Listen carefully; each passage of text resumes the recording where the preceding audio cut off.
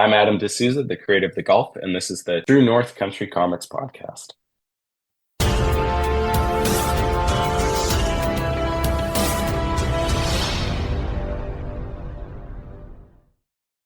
Welcome to the True North Country Comics podcast, dedicated to promote Canadian comic book and graphic novel creators and supporters.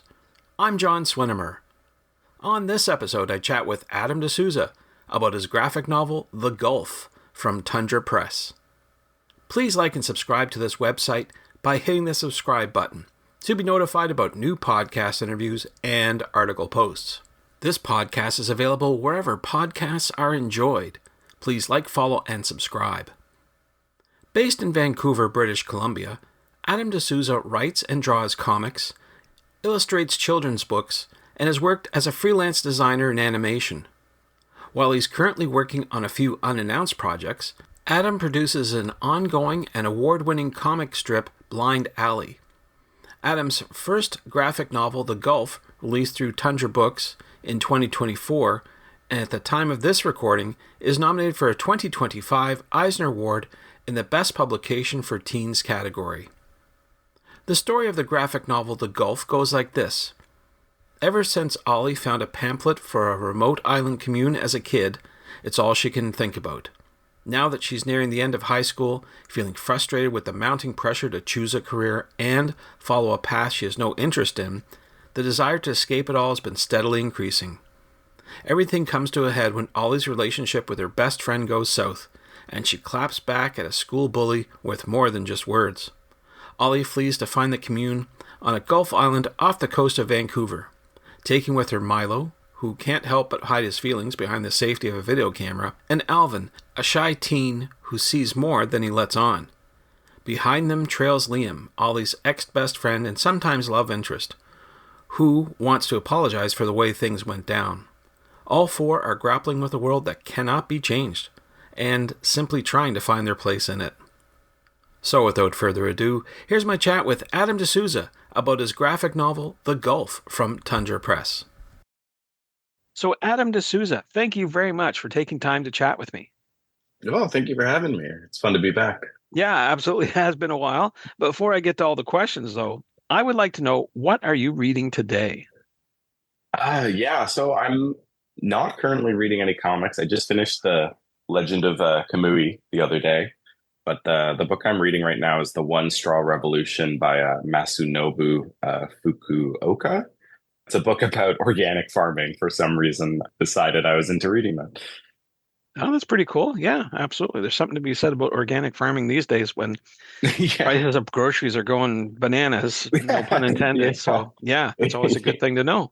Yeah, it feels like it's a kind of a sideways research for something I'm working on now too. So Okay. yeah, it's really interesting. Yeah. Very good. Well, we're here talking about your latest graphic novel, The Gulf. And so I wanted to ask you a little bit more about it. What is it all about?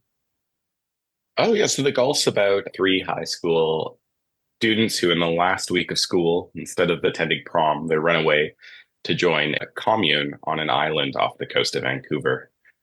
It's very simple when you say it like that, but there's a lot of complexity to the characters Yeah. and what they're going through. One of the things I thought was really neat, and you were very brave to do it, is to tackle the technology.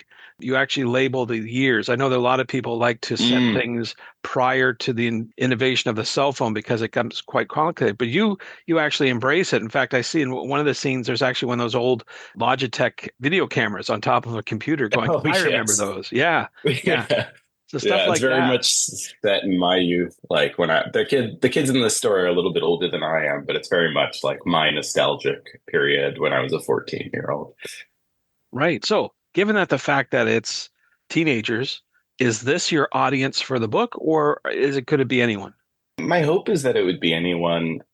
I kind of leave it to the publisher who they think it's for. Like, I mean, I was asked to pitch a YA book, but it's a story I had prior to being invited to pitch. So it's kind of just a story about characters who I think are going through things that even adults can go through. But just, yeah, I'd like to think it's for everyone. Was there any particular inspiration for you to create it? It's hard to say because looking back now, I feel like I started writing it maybe 5 years ago now. It's hard to totally remember where I was at when I started it, but now I look back and I can see that so much of what the characters are feeling are things that I felt in high school, but just didn't have the words to describe it. It's a coming of age story, but it's not a coming of age story in that there's triumph. It's really about dealing with that messiness of growing up and not really having a clear route forward, which I suppose is kind of how I felt when I was a teen. So Okay. just wanted to capture that. If I remember correctly, at the beginning of the book, you actually call out there's a recognition of the indigenous land, I believe, right? Yes, yeah. And how Yeah, is that relevant to the story of the book? this whole story takes place in Vancouver or on a fictitious Gulf island, which is off the coast here. And the island itself has the real life islands have history of being lived on by Indigenous people for like 10,000 years. I think it's really important as Canadians to always acknowledge that when we're writing about this land, yeah, it's not necessarily ours, and I take that quite seriously. Yeah. Without giving too much away, there are some hints that you drop throughout the story without being like hammer over the head that someone has been here before. So I think it's nicely the way you lay that out as the course of the story takes place. So yeah, Thank you. Yeah, yeah, it's definitely it's a very complicated thing to dig into too deeply, but I just think there's this awareness as a Canadian, especially on the West Coast, where there are all these Indigenous historic landmarks here and along the coast that I feel like we don't talk about enough. So if I'm writing about this place, I really want that to be part of the story instead of sweeping it under the rug and pretending like it hasn't been inhabited.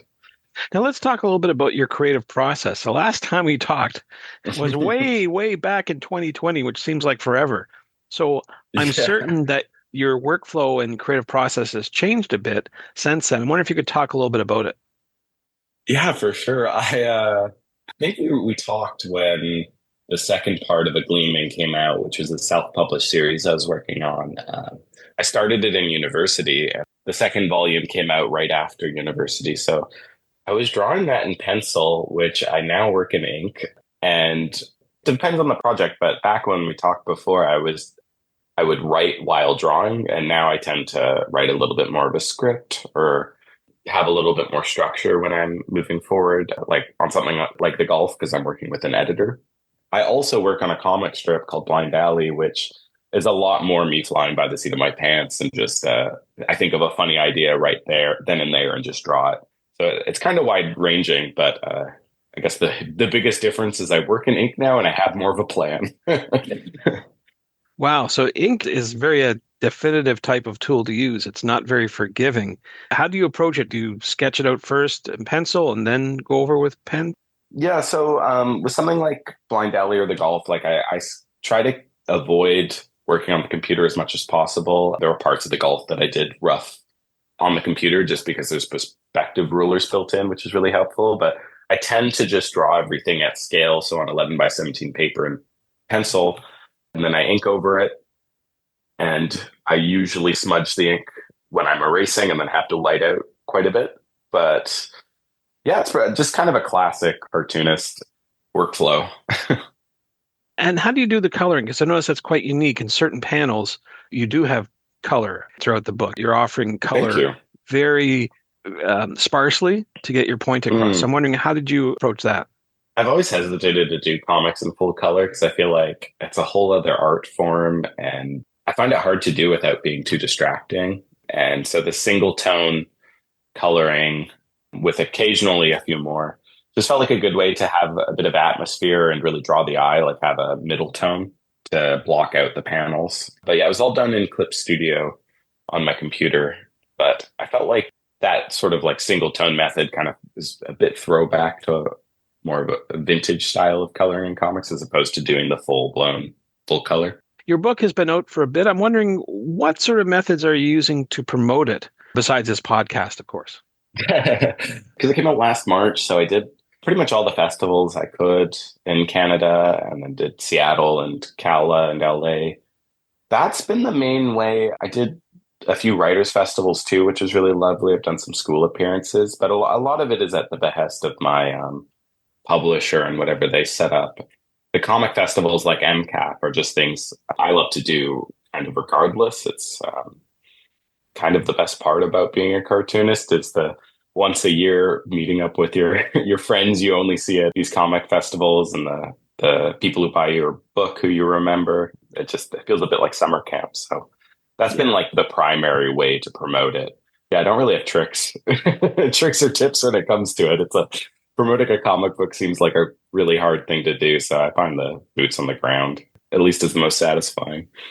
I guess that's sort of a catch-22 when you land a publisher or get a deal with a publisher, right? You're sort of beholden to them and what they say you have to do, or do you have some Mm. say in where you go and what you do and how you say it?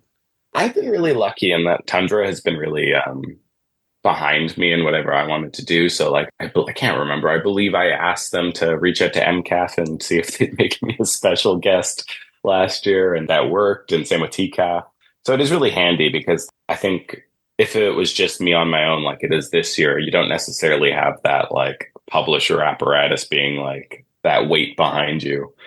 It's really nice because Tundra, they haven't really done a graphic novel like mine before, like in that like big crossover YA audience space. And I felt like they've treated it really well. They let me make the book stupid big. They've let me color it how I wanted. And they've just really been behind. Whenever I've asked for them to like reach out to a festival, they've done it. So it's been really nice Yeah. having someone on your team.